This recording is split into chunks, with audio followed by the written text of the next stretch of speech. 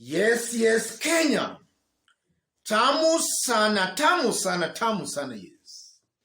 Some few hours ago, I did promise to do an analysis on the press statement released this morning by DCI Kinoti.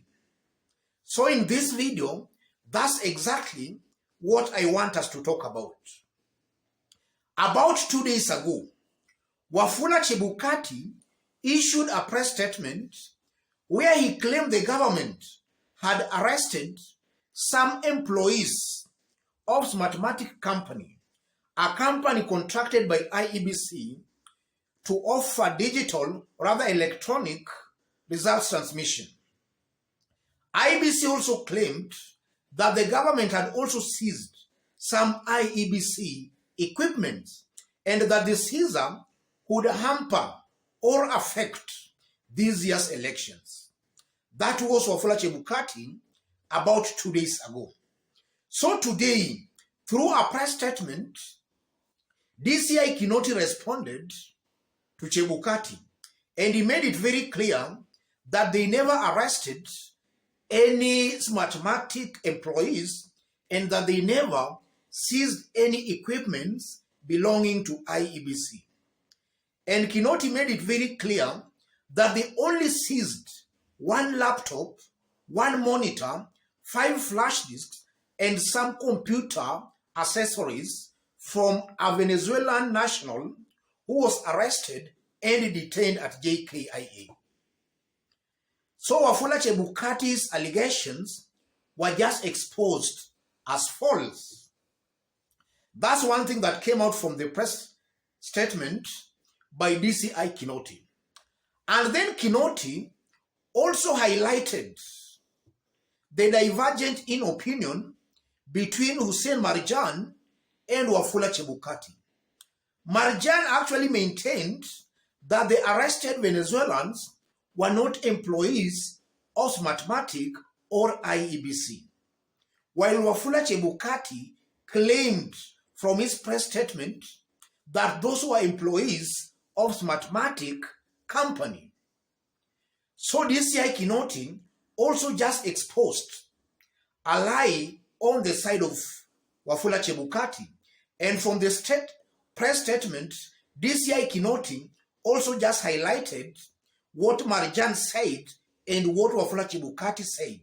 There was a very big divergence in that Marjan was talking completely a different thing from what Wafula Chebukati was also talking about.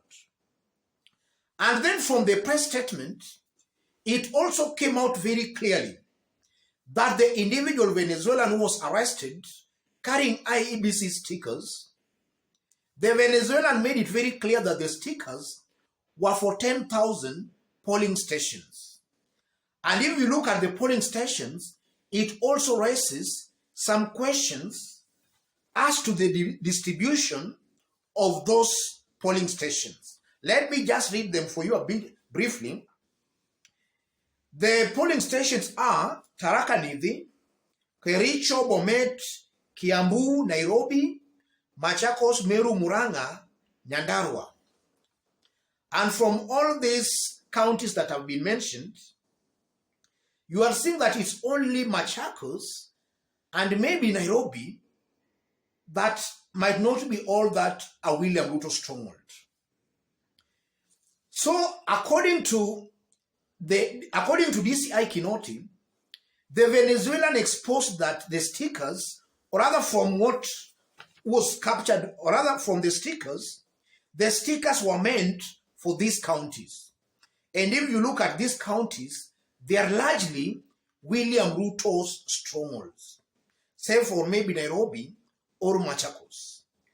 And then again, there was an article by Nation on Friday, April 22, 2022.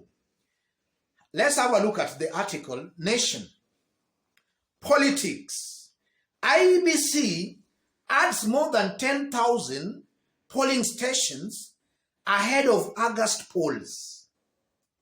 That was an article published by Nation on April 22nd this year. And the nation was making it very clear that IEBC had added over 10,000 polling stations. And from the Venezuelan who was arrested, he claimed that the stickers were for 10,000 polling stations. And if you can see the distribution of those polling stations, they are mostly in counties or in areas considered William Ruto stronghold. And that also raises a lot of speculations. Did William Ruto, or rather did IEBC or Wafula Chebukati deliberately add more polling stations in areas considered William Ruto stronghold? That's the elephant in the room here. And also, if you look at this year, there are about 52,000. There are to 52,481 polling stations. In 2017, we had 40,883 polling stations. So in this year, it's clear IEBC has added 11,598 polling stations. And with what is happening, I honestly believe that these additional polling stations should now be scrutinized. And Kenyans must be told Wafula Chebukati should come out clearly to explain to Kenyans how these additional 11,598 polling stations, which criteria he used to add these polling stations. Because it's coming out clearly from that drama at JKIA that maybe these polling stations were just added in areas considered William Ruto's strongholds. And that JKIA drama also just helped Kenyans into exposing maybe the rot in IEBC. And this might just be a tip of the iceberg, ladies and gentlemen. Those who are largely what the press statement by DCI Kinoti actually highlighted. And you can see for yourselves that those are very serious allegations and indictments on Wafula Chebukati and on IEBC. So from where I sit, I honestly believe that Wafula Chebukati should now be summoned by IEBC, not only to explain what those 3 Venezuelans were doing in Kenya, because it has also been established that they are not employees of IEBC and they are not employees of Smartmatic Company, a company contracted by IEBC. Wafula Chebukati should now be summoned to explain to Kenyans who those 3 Venezuelans were doing in Kenya. Wafula Chebukati should also be made to explain to Kenyans why these polling stations that their stickers were being smuggled into the country are mostly and majorly in areas considered William Ruto strongholds. Those are questions Wafula Chebukati should be made to answer, and he should explain to Kenyans. And I don't think Wafula Chebukati should now resort to theatrics, blaming the government. These are the things he should now explain to Kenyans. That's the only way I believe Wafula Chebukati will actually boost the confidence of Kenyans in IEBC, I mean. Otherwise, ladies and gentlemen, as I conclude, the press release by DCI Kinoti and the press release by Wafula Chebukati and IEBC clearly shows that IEBC is incompetent. There is something happening at IEBC that now should be made very clear. And it's good that this has been exposed maybe before, or rather 2 weeks to the election. It's good that has been exposed.